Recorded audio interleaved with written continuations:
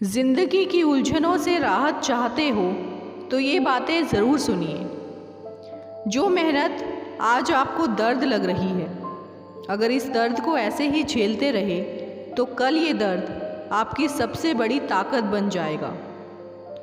एक पानी की बोतल दुकान पर 20 रुपए में मिलती है, वही पानी की बोतल होटल में 40 रुपए में मिलती है और वही पानी की बोतल एयरपोर्ट पर 50 रुपए में मिलती है।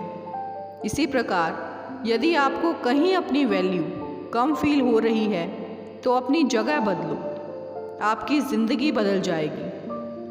पुराने समय में एक व्यक्ति के 2 बेटे थे। बड़ा बेटा बहुत कंजूस था, वह बिल्कुल भी खर्च नहीं करता था, जबकि दूसरा बेटा बहुत ज़्यादा फिजूल खर्च करता था। दोनों बेटों के ऐसे विचित्र स्वभाव की वजह से पिता हमेशा दुखी रहते थे। एक दिन दुखी व्यक्ति अपने गुरु के पास पहुंचा और पूरी समस्या बता दी। संत ने उस दुखी व्यक्ति से कहा कि तुम अपने बेटों को मेरे पास भेज देना, मैं उन्हें समझा दूंगा। अगले दिन पिता ने दोनों बेटों को संत के पास भेज दिया।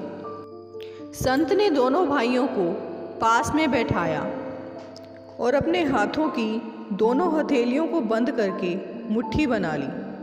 संत ने पूछा कि ये बताओ, अगर मेरे हाथ हमेशा ऐसे ही रहें तो कैसा लगेगा? दोनों भाइयों ने कहा, इससे तो ऐसा लग रहा है जैसे कि आपको कोई बीमारी हो गई है। संत ने दोनों हथेलियों को खोलकर पूछा कि अगर मेरे हाथ हमेशा खुले रहेंगे तो कैसा लगेगा? भाइयों ने कहा कि इस स्थिति में भी यही लगेगा कि आपको कोई बीमारी है। संत बोले कि बिल्कुल सही बात है, मुट्ठी को हमेशा बंद रखना या हथेलियों को हमेशा खोल कर रखना एक बीमारी की तरह ही है। ठीक इसी तरह अगर हम हमेशा कंजूसी करेंगे, धन होते हुए भी मुट्ठी बंद रखेंगे तो हम गरीब ही रहेंगे। अगर हम हथेलियों को खुली रखेंगे यानी पैसा खर्च करते रहेंगे तो हमारा धन खत्म हो जाएगा और हम गरीब हो जाएंगे। इसीलिए जीवन में संतुलन बनाए रखना चाहिए। जहाँ ज़रूरत हो वहाँ खर्च करें और जहाँ ज़रूरत ना हो वहाँ खर्च ना करें। धन के मामले में संतुलन ज़रूर बनाएं, तभी जीवन सुखी रह सकता है। 3 बेहतरीन सलाह। सोचो मत, शुरुआत करो। वादा मत करो, साबित करो। बताओ मत, करके दिखाओ। नींद और निंदा पर जो विजय पा लेते हैं उन्हें आगे बढ़ने से कोई नहीं रोक सकता। एक राजा के बचपन के मित्र अचानक साधु बन गए।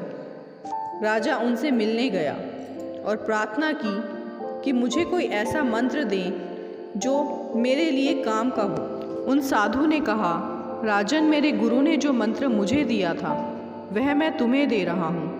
जब घोर विपत्ति में अपने आप को घिरा पाओ तो इस मंत्र को पढ़ लेना, विपत्ति पल में ही दूर हो जाएगी। साधु ने अपनी बाह से तावीज़ को उतारा और राजा को दे दिया।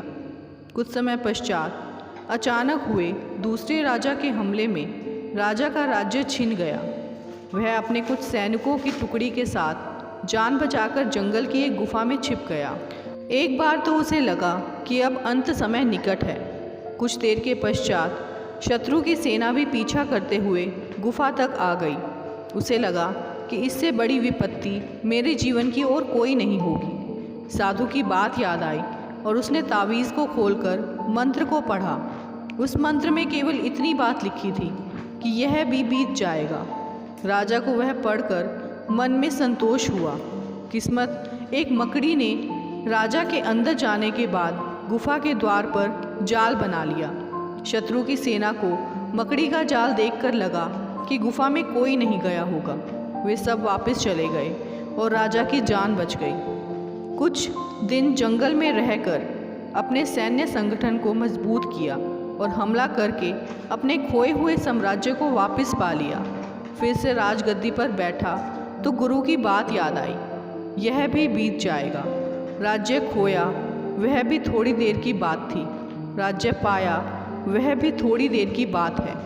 मैं कहता हूँ बस यह सूत्र जीवन में लेकर चलो। कोई विपत्ति आए तो सोचो यह भी बीत जाएगा, अधीरता से बचोगे। और कोई संपत्ति जुड़े तो भी सोचो यह भी बीत जाएगा, अभिमान से बचोगे।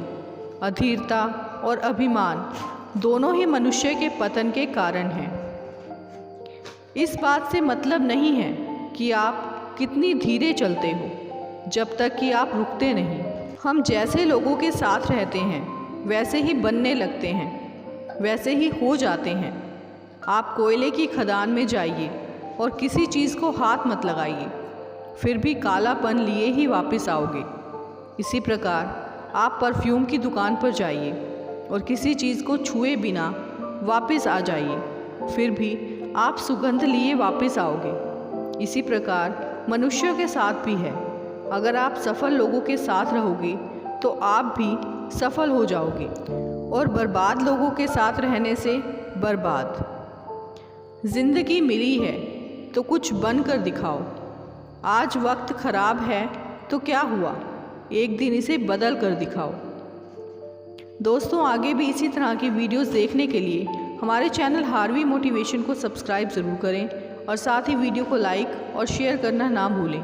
वीडियो में अंत तक बने रहने के लिए आपका बहुत बहुत धन्यवाद।